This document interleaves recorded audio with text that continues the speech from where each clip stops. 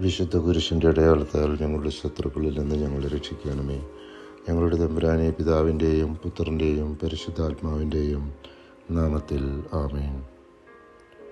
മരിച്ചവരുടെ പുനരുദ്ധാനത്തിൽ ഭൗതിക ശരീരം ആത്മീയ ശരീരമായി മാറുമെന്ന് നമുക്ക് അറിവ് തരുന്ന തിരുവചന ഭാഗമാണ് വിശുദ്ധ പൗലോസ് കൊറിന്ത്യക്കാർക്ക് എഴുതിയ 1-ാം ലേഖനം 15-ാം അധ്യായം 42 മുതൽ 44 വരെയുള്ള തിരുവചനങ്ങൾ.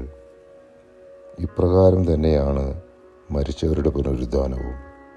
നശ്വരതയിൽ വിതയ്ക്കപ്പെടുന്നു, അനശ്വരതയിൽ ഉയർപ്പിക്കപ്പെടുന്നു. അവമാനത്തിൽ വിതയ്ക്കുന്നു, മഹിമയിൽ ഉയർപ്പിക്കപ്പെടുന്നു. ബലഹീനതയിൽ വിതയ്ക്കപ്പെടുന്നു, ശക്തിയിൽ ഉയർപ്പിക്കപ്പെടുന്നു.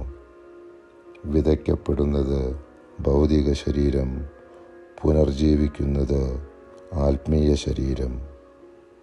ഭൗതിക ശരീരമുണ്ടെങ്കിൽ ആത്മീയ ശരീരവുമുണ്ട്.